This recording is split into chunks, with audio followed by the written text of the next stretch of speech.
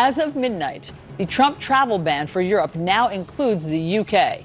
Prime Minister Boris Johnson also taking drastic measures to contain the virus there. There are more than 1,500 coronavirus cases in the UK and more than 50 deaths at last count. CNN's Phil Black is live in London with more. What are they doing there, Phil?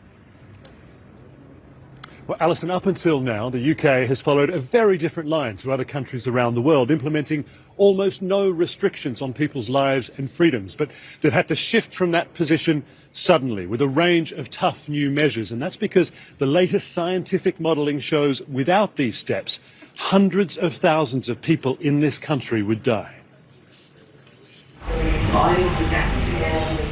Every Londoner knows the city's underground, the Tube, is a filthy breeding ground for disease, even on a good day. But the growing coronavirus threat isn't keeping people away.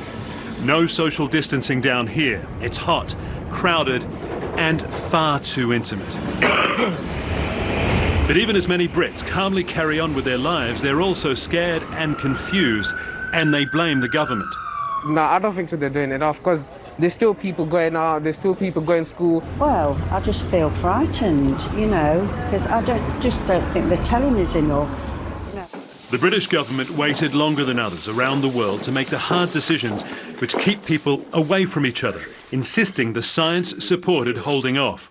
While at the same time, Prime Minister Boris Johnson made grave predictions about what's likely to come. Many more families are going to lose loved ones before their time. A message shared and mocked widely online for sounding a little too similar to Shrek's Lord Farquaad. Some of you may die, but it's a sacrifice I am willing to make. So there's a perception the government isn't acting fast enough. And there has also been the clumsy handling of some very important information. The government's plan to very soon ask everyone in the country over the age of 70 to stay in their homes for months was made public when it was briefed to one journalist without any detail about how it's going to work or what it's going to mean for people's lives. Now the government is trying to fix its messaging and ramp up its social distancing policies. The first of what they promise will be daily briefings, advised people to stop socialising in public places and work from home. But while the US and other European countries are mandating bars, restaurants, theatres closed down, the British government is only asking people to stay away from them. If you ask, well, why are we doing this now? Why not earlier or later? Why bring in this very draconian measure?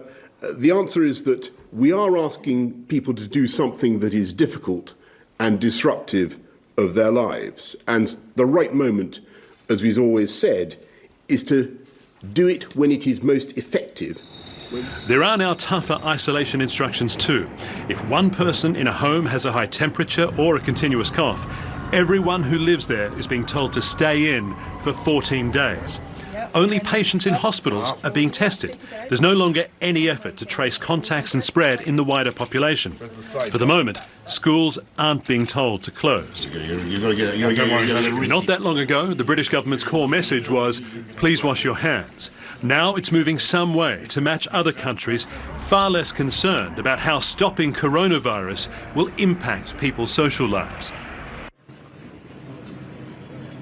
So the government says it may eventually be forced to close schools across the country, but it really doesn't want to do that because it thinks if you do that, suddenly childcare becomes a real burden, especially for doctors, nurses, other key workers, and you make it much harder for them to be able to get to work and do the jobs that are going to be so desperately needed through this crisis. John. And no one says it's an easy decision, Phil, but one thing is clear is that to be effective, which is what the Prime Minister said he wants to be, you have to make these decisions early. So we'll see. We'll see who's right here. Phil Black for us in front of 10 Downing Street. Thank you very much.